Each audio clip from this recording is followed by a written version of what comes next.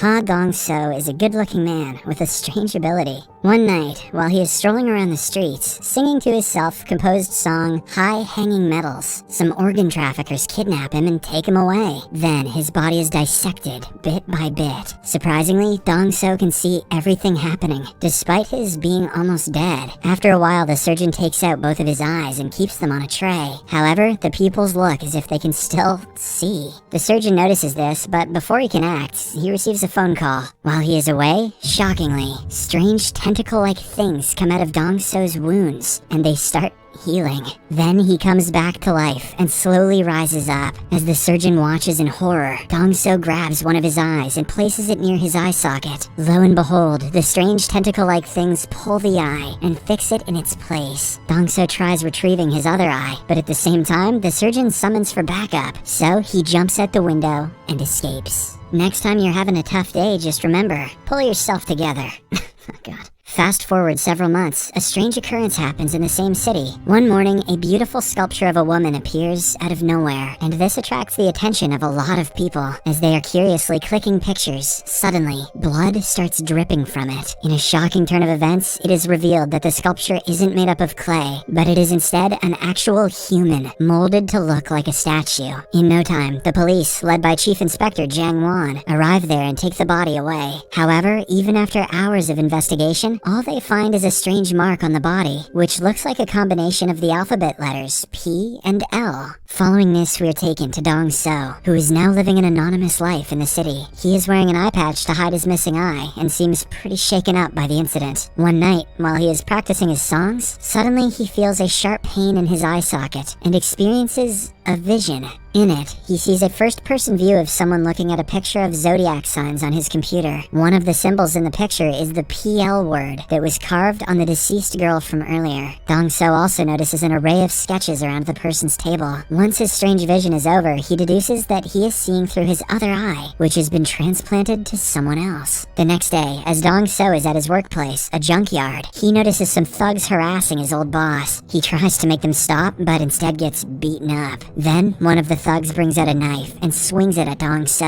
hoping that he will dodge it, but the latter doesn't move a bit. Because of this, Dong-so's ear gets sliced off and falls to the ground. The thugs are terrified at the sight, and they immediately run away. And, after they are gone, Dong-so uses his mysterious ability to attach the ear back to his body. Meanwhile, the organ traffickers are on the lookout for Dong-so, as his immortal body could be worth millions. Chief Inspector Zhang also notices him near the crime scenes, and suspects that he is up to something. That night, Dong-so tries to drown his anxiety by immersing himself in music. He grabs a guitar and attempts to play the song High Hanging Metals. However, since it has been a while, he is unable to remember the chords. So, he goes to his anonymous YouTube channel and plays the song in slow motion to grasp the chords. At the same time, the guy from his vision also plays the same song, and as soon as he does so, his eyes start hurting. Dong-so also experiences excruciating pain in his eye. Fed up with the weird occurrences, he decides to head to the same place where he had been abducted and look for his other eye. Unfortunately, when he arrives at the place, one of the organ traffickers immediately recognizes him and calls for backup. Then, a lengthy chase ensues. Dong-so narrowly escapes and attempts to flee, but just then, a girl named Lisa approaches him. She appears to know about his condition and slices his leg to check if the rumors are real. To her surprise, Dong-so heals his wound in the blink of an eye and escapes. Following this, we are shown the same man from Dong-so's visions, going through his sketchbook. Shockingly, the sketches are of people who have been killed and turned into statues. This proves that the person who has Dong-so's other eye is the murderer. In the next scene, we are introduced to a woman named Lee Rang, who is heading to work on a bus. Along the way, she gets bored and starts listening to the High Hanging Metals song on YouTube, which has apparently gone viral. After a while, she reaches her workplace and notices a large crowd outside. They are staring at a human statue, which turns out to be the latest murder in the city. After a while, Lee is with her crush and team leader Jin Seop, who happens to be quiet and arrogant. To break the awkwardness, Lee starts humming the High Hanging Metals song, and with this, Jin Seop feels a sudden pain in his eye. Dong-so also experiences the same, and he starts getting a first-person view through the murderer's eye. He sees the woman Lee and her workplace. This finally reveals that the murderer is none other than Jin Seop himself. We also get to know that both of Dong-so's eyes recognize his song, so whenever it plays, they start reconnecting through telepathic means. At night, Dong-so gets another vision where he gets a better look at Jin Seop's sketchbook, he sees the words corpse art and decides to look it up on Google.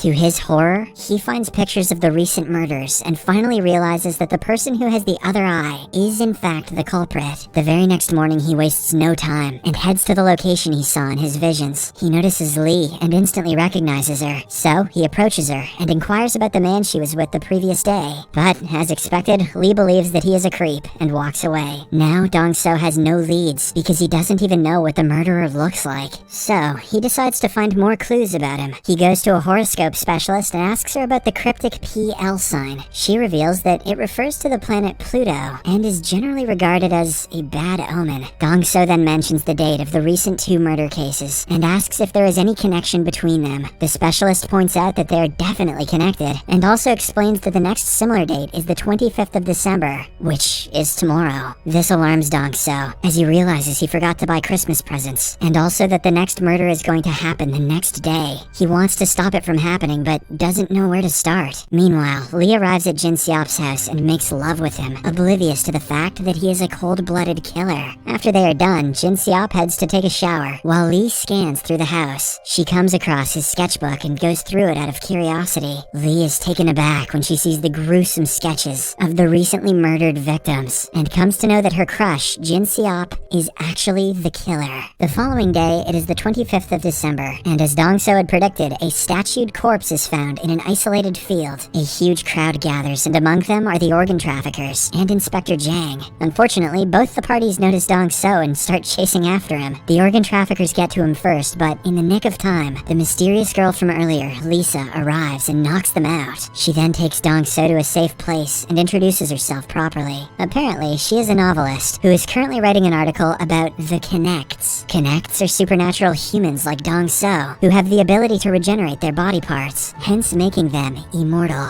Before departing, the two exchange their numbers and promise to meet soon. On the other hand, a scared Lee approaches one of her colleagues and tells him about what she saw in Jin Seop's sketchbook. Later, she meets Jin Seop and requests to speak in private. The two then head to the rooftop, and Lee confronts him for being a murderer. She explains that she saw all of his sketches and his elaborate evil plans. Her colleague is keeping an eye on them from a corner, but unfortunately, his cell phone rings and this blows his cover. Alarmed, Jin Seop first knocks Lee out and then goes after the colleague. He is about to push him off the edge of the building, but just then, Lee's cell phone starts ringing, which has the high-hanging metals song as a ringtone. This hurts Jin Seop, and at the same time, Dong-so, who is nearby, gets a vision of the rooftop. Unfortunately, before he can reach the place, Jin Seop chucks the colleague from the building and kills him.